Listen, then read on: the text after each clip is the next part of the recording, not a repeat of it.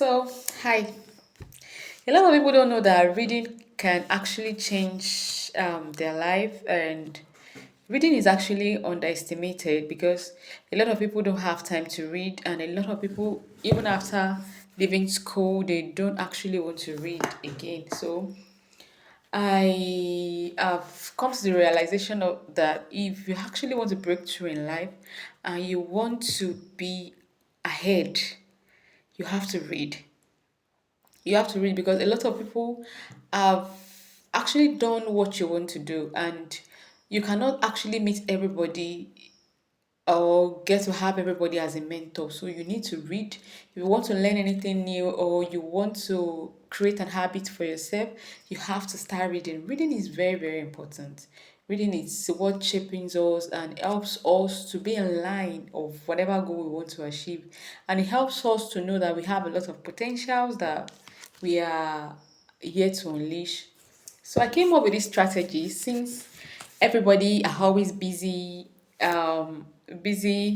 and some people do not really have time to read. So reading usually supposed to be everyday thing. So I came up with this strategy that we can be reading together, and we're supposed to be reading 10 pages of a book per day normally. Yes. But right about now, since we are starting out, I think let's start with 5 pages of a book per day. And the book we are going to be reading is How to Win Friends and Influence People. Research shows it that relationship wins it all. If you want to be successful, you want to be wealthy, you want to have great people around you, relationship matters. A lot of us do not know how to build a great relationship. Even me, I with the research, I was able to discover that I'm not good at building relationship with people. So I found out I needed to create that habit, to have the habit of building relationship with people. It will actually help me a lot in my journey. So we're going to be starting with this book, and I've already said the title of the book earlier. So we're going to be reading like 5 pages of this book today, and the author of this book is Dale Carnegie. Dale Carnegie. I know most of us have read it, but if you have not read this book, it's something that is very interesting and it has a crucial role to play in our life. So I'm going to be starting with chapter one, how this book was written. That is the preface. That is how it was written. How was this book written? How it was written. It's one of the best-selling book. It's one of the best-selling book in the world. So it's actually a very good book. Fundamental techniques in handling people. You know, handling people is very important, especially when you have people you're working with. How do you handle them? How do you make them stay? How do you want people around you to love you? What is the impression you want people to have about you? It is very important. So the chapter one is, if you want to gather honey, don't kick over. If you want to gather honey, don't kick over the beef. If you want to gather honey, don't kick over the beef. On May 7, 1931, the most sensational manhunt New York City had ever known had come to its climax after weeks of search.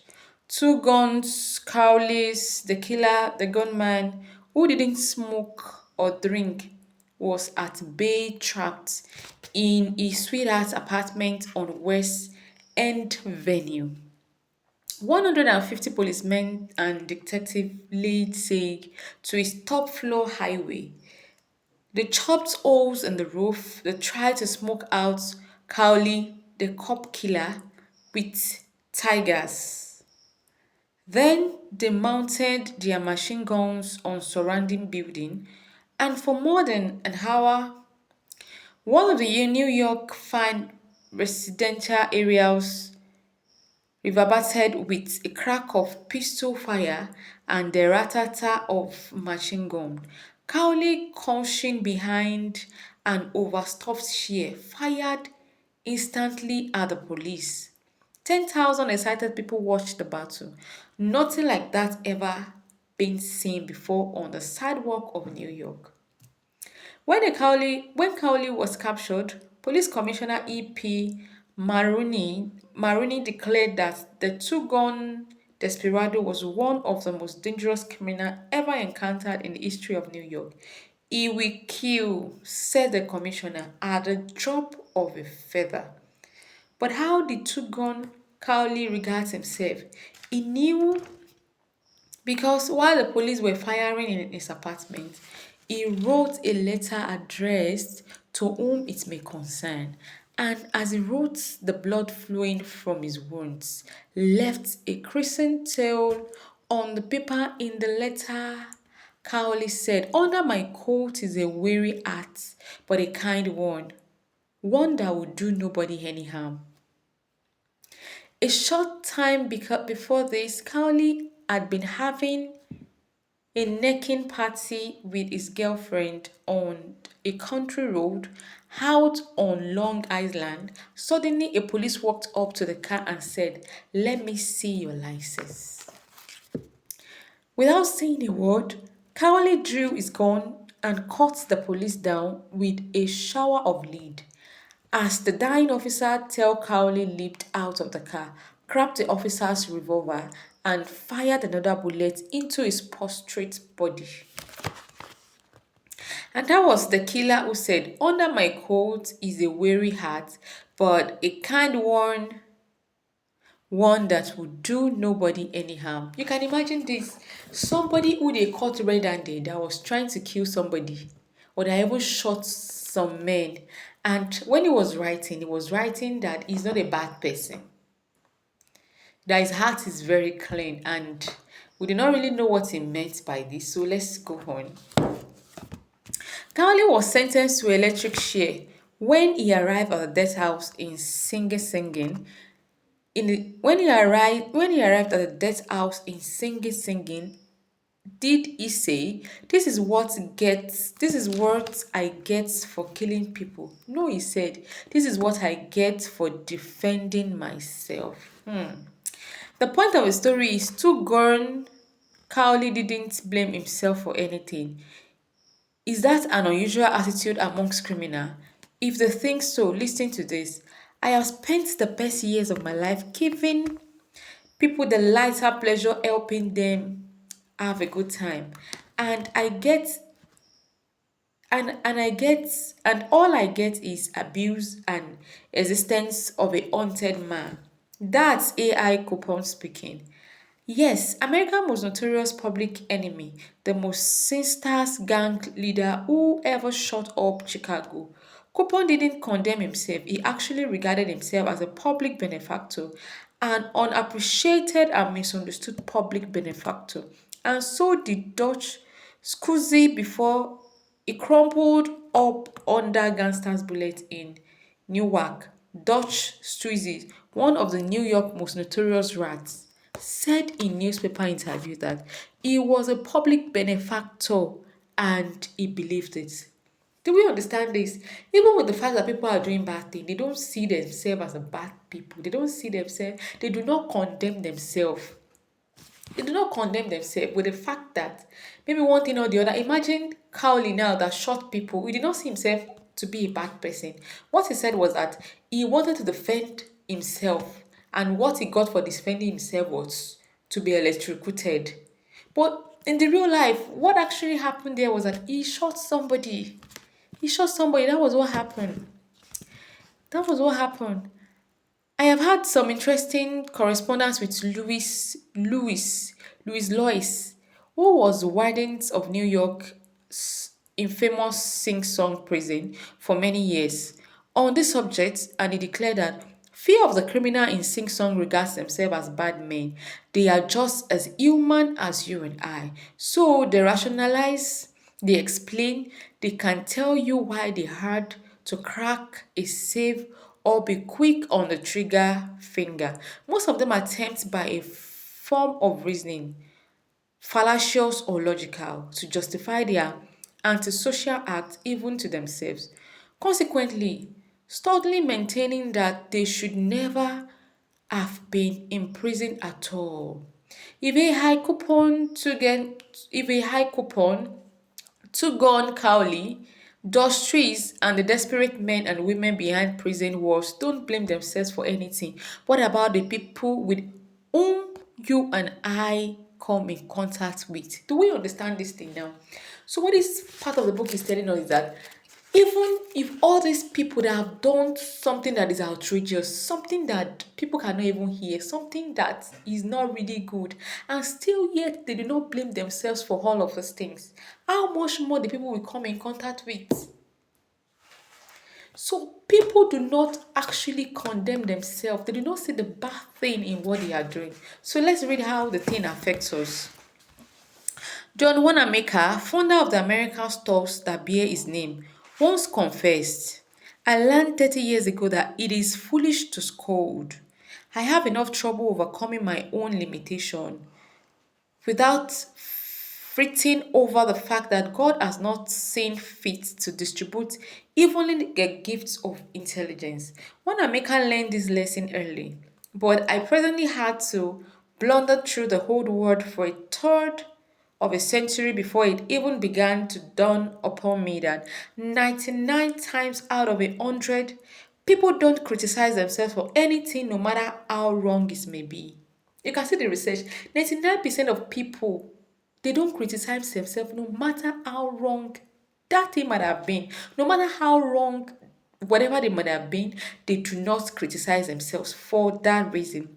Criticism is fertile because it puts a person on the defensive and usually make him strive to justify himself. Do we understand? If you start criticizing yourself now, maybe something actually happened. Maybe you did a bad thing, then you start criticizing yourself.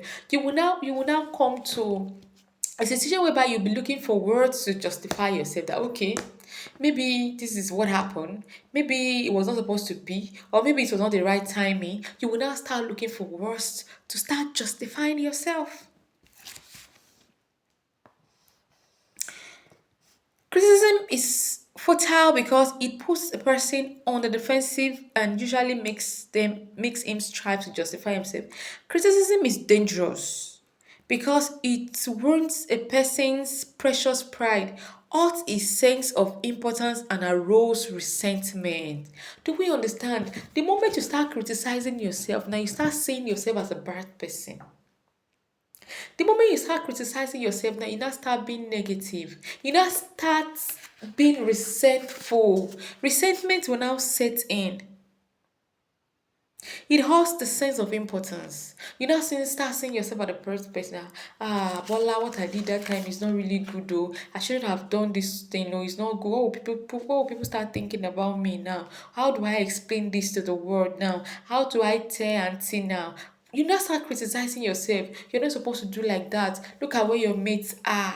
Are you supposed to still be here? Imagine maybe you went out and you saw an elderly person and you did not greet that person. But deep inside of you, you wanted to greet that person, but possibly maybe you forgot. Maybe something now came into your head and you now remember, I was supposed to greet that person. You now start thinking that, this girl, you don't respect the elderly people, you don't do what you're supposed to be doing. You now start criticizing yourself and your importance start reducing.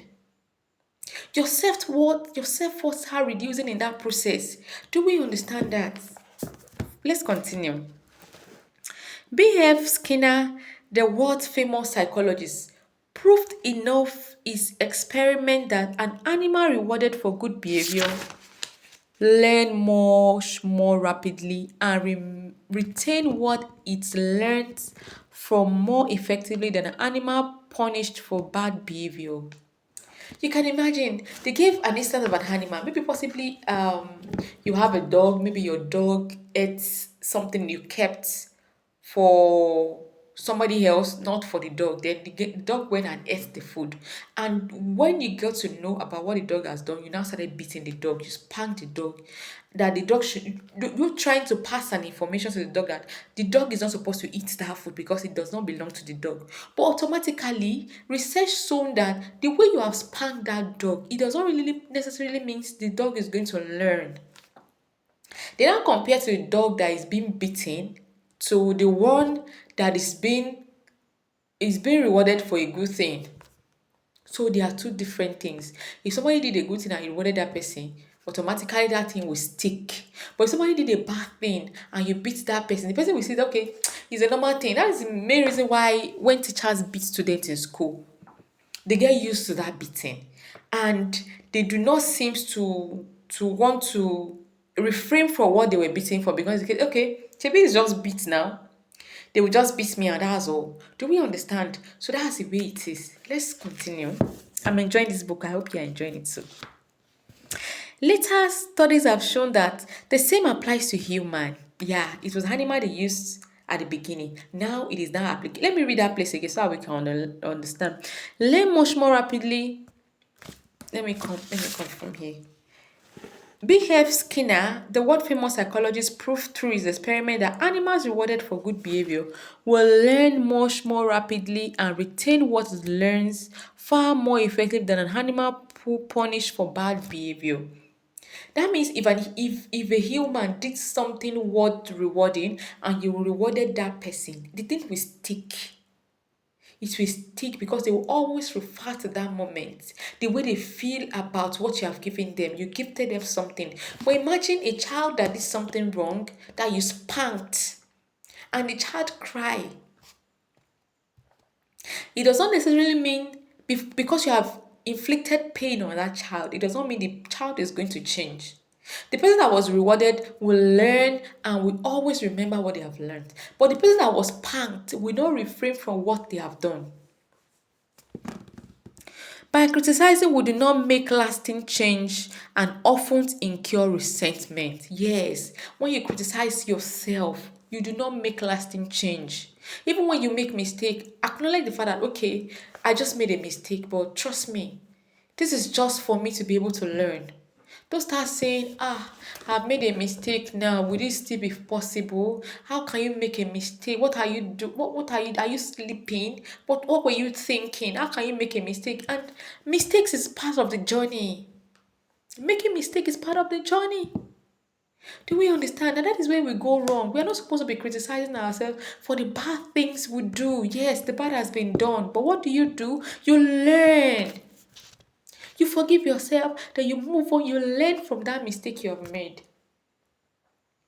The thing is applicable to every aspect of our life. So people got into wrong marriage. At the end of the day, start criticizing themselves. The person married the wrong man. The person did not, you not put your eyes down before you marry. Instead of learning from that mistake that you have made, you do not need to start criticizing yourself so that resentment will not set in. I hope you're following me. And Slay, another great psychologist, said, as much as we thirst for approval, we dread condemnation. Yes. As much as we thirst for approval, yes, okay. You did this thing right. Yeah, you're good at it. Then we dread condemnation. We do not like condemnation. Nobody loves to be condemned. Nobody loves to be condemned. Imagine you did something wrong and say, it doesn't even know how to do it. How did you do it like that? How will you feel? You feel like condemned, like nobody knows your worth, and trust me, you might not want to try that thing again. So it is very important, no matter the situation we find ourselves, we should always try not to criticize ourselves. The resentment that criticism the resentment that criticism engenders can demoralize employees, family members, and friends, and still not correct the situation that has been condemned. That is it. The situation that this thing is painting the situation for us now. Like there are some things that when we criticize people, what we criticize people for, that thing will not still change, but it will end up destroying the family, the friend's house, and bringing your employees down. Imagine when your employees sees you, what they see is that this my boss has come again now. There is nothing good, does not see anything good in the workers. And what are you sending to them? You are sending to them that they are not good enough, that they are not appreciated. And before you know it, every one of them will leave. Condemnation is not good. Criticism is not good. When your employee or when an employee does something bad, what will you do? correct them instead of condemning them. Condemnation should be out of it. Maybe possibly somebody did something wrong now, and the person knew that, okay, this is what I did is wrong. This thing that I did is actually wrong. But instead of what the person was expecting was like, okay, you're supposed to yell at me. Let's take a child for example.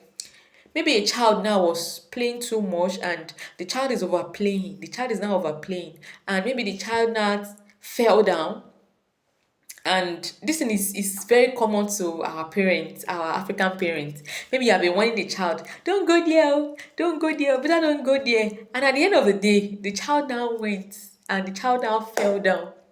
Instead of it, just go and help the child and grab the child. Ah, did you fall down? What's wrong with you? You will not be here. If I beat you, I'll beat you very well. You understand that kind of thing? That thing does not, the criticism does not really change that situation. It doesn't mean that the child will not still overplay again. But when you go there, the child knows that he or she has overplayed. That was the reason why she fell down. And you still went there with love to cuddle the child. The child, something will send something will send a message to the child's brain that, okay, I have actually done the right thing. But instead of my mother to spank me, she came to lift me up with love. So definitely you'll be able to change that situation immediately. George B. Johnston of Enid, Oklahoma, is the safety coordinator for an engineering company. One of the responsibilities is to see that employees wear their hard hats. It should be head hats. Is where they are head hats whenever they are on the job in the field. He reported that whenever he comes across workers who were not wearing their hard hats, he would tell them with a lot of authority of the regulation that they must comply. As a result, he would get swollen acceptance. And often after he left, the workers would remove the hats. Do we understand what just happened here?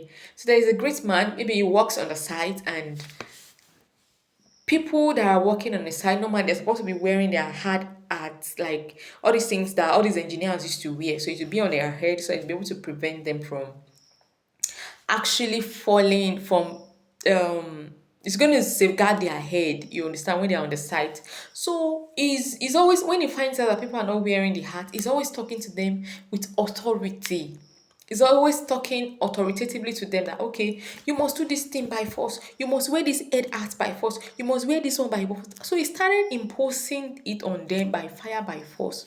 So what now happens, they will wear it immediately. He starts authorizing it for them. Immediately start compelling them to wear it, they wear it. But what happens immediately he left? They remove it. Why? Because he was so authoritative about it. The same thing is applicable to us, our children. Maybe you want them to read. You say, go and take that book, go and read your book. You don't want to read your book, you don't want to do this. You start being authoritative. But trust me, immediately you turn your back out of that door, they cease to read. Yes. I used to do that too when I was a little bit, when I was younger, when I was still a child. My daddy is this kind of person that loves book. He loves us to read and he wants to monitor us to be very good. He wants us to always have good grades. So he's always like, authoritatively, Bola, go and read your book. But immediately it turns out of that door, trust me. We don't drop book, oh. So that's the way it is. So let's now see how to go about it. They removed the hat. He decided to try a different approach. The next time he found some of the workers not wearing their head hats, he asked if their hats were uncomfortable or did it not fit properly. Then he reminded the men in a pleasant tone of voice that the hat was designed to protect them from injury and suggested that it is always to be worn on the job. This is better. The next time, when he found out that people are not complying to what he was telling them because it was authoritative, he now had to use another approach that, okay, the first approach I used did not work. Okay, let me use this one. He now had to educate them the reason why it is important for them to wear their hard hats. You now have to tell them how important it is because it prevents them from injury. Imagine they are working on the site and maybe a block fell, and do you know, without the hard hat, it's going to land directly on their head. So it is very important. So it now make them see reasons why they should wear that hard hat. People do not like being compelled to do something. That is another lesson to how you can influence people. If you're talking to people and they don't seem like you are compelling them, trust me, they will always be on the good side with you. But once you now start being authoritative, they don't like that. People don't like that. And people will now start seeing you as a bad person, that that person is coming, likes to shout so much. But when you talk to them with love, with respect, passionately, trust me, whenever you say to them, they listen. That is what the Carnegie is telling us now. How to influence people. If you talk to somebody in this manner, you have influenced that person. And the person will always be looking forward to you all the time. Compare the two together and you will see the difference. So, where am I? The result was increased. The result was increased. Compliance with the regulatory with no resentment or emotional upset. You can see that they were not resentive about it. And there was no string attached. There was not emotional upset. There was not they were not upset at all because the way he spoke with them with respect and love, more from the perspective of a caring boss. Do we understand? It's not like all the time, come, bring that file, come, take that file away because you are the boss. Trust me, you won't have good people around you because you are always authoritative. So you will find examples of futility of criticism bristling on 1,000 page of history. Take for example the famous quarrel between Theodore Roosevelt and President Taft, a White House President Taft, a quarrel that split the Republican Party with Woodrow Wilson in the White House and wrote bold, luminous lines across the First World War and alter the flow of history. Let's review the facts quickly. When Theodore Roosevelt stepped out of the White House in 1908, he supported Taft, who was elected president. Then Theodore Roosevelt went off to America to shoot lions. When he returned, he exploded. It denounced Taft for his convictism, tried to secure the nomination for a third term himself, formed the Bull Moose Party, and all but demolished the GOP in the elections that followed. Williams Howard Taft, the Republican Party, carried only two states, Vermont and Utah, the most disastrous defeat the party had ever known. So this book has a lot of stories and a lot of examples. So this example now is about Theodore Roosevelt and his other person. Theodore Roosevelt blamed Taft, but did the president Taft blamed himself? Of course not. With tears in his eyes, Taft said, "I did not see how I could have done any differently from what I have." Who was to blame, Roosevelt or Taft? Frankly, I don't know, and I don't know, and I don't care. The point I am trying to make is that all of Theodore Roosevelt's criticism didn't persuade Taft that he was a wrong person. So what is this telling us now? Theodore Roosevelt actually lost the election, and he was now blaming everything on Taft. But Taft that did his best knew he has tried, and there was no how he could have done more, and that's the best thing he can do. But if it had been somebody that they accused like that, you now go and sit down and say, my boss said I was the one, I am the cause. I am the cause of that thing. How did it happen? You did not think well. You were not supposed to go, like, what is happening to you? Are you sleeping? What is that? Are you not thinking straight? You not start criticizing yourself. But even the person that the president criticized, he did not even see anybody. He refused to criticize himself. Do we understand that? So we should not always allow criticism in whatever we are doing. No one is an island of knowledge. You might actually make one mistake or the other. So the ability not to criticize yourself is what keeps you going. It's what motivates you. It's what helps you to see the great potentials you have. But once you start criticizing yourself, trust me, the potential is dead. You will not see any good reason to keep up with what you are doing. Let's move on. Okay. Taft strives to justify himself and to retaliate with tears in his eyes. I don't see how I could have done any differently from what I have. Or take the Teapot Dome oil scandal. It kept the newspaper ringing with indignation in the early 1920s. It rocked the nations within the memory of living men. Nothing like it had ever happened before the American public life. Here is the bare fact of the scandal. Albert before Secretary of the Interior in Harding Cabinet was entrusted with the listing of government oil reserve at Elk Hill and Tap Dome oil reserve that had been set alongside for the fortune use of Navy. Did Secretary 4 permit competitive bidding? No. He handed the facts, juicy contract outright to his friend, Edward I. Joffrey. And what did Joffrey do? He gave Secretary 4 that was pleased to call a loan of $100,000. Then, in a high-handed manner, Secretary 4 ordered the United States Marines into the district to drive off competitors whose adjustment wells were sapping oil out of the egg oil reserve. These competitors driven off their gas at the end of gun and bayonets rushed into court and blew the lid off the Tapsos Dome scandal.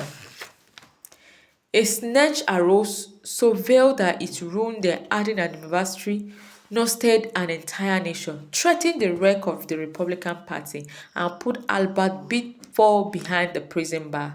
What this piece is telling us is about not criticizing yourself. It boils down on not criticizing yourself. On not criticizing yourself. I thought we were going to read 5 pages, but 1, 2, 3, 4, 5, 6. Okay. Or not criticizing yourself. Yes, you might have not done that work. So I want to encourage somebody today. You might have not done that work properly. You might not be where you want to be presently. You might have not have the kind of money you want to have presently. But trust me, see yourself like a plant that is being planted. Imagine a farmer planted a plant. Does he goes there to start looking for the plant that did not grow? He doesn't. He gives it time to grow. See yourself as a plant that is being planted and is being rooted deep inside of the ground. It takes time.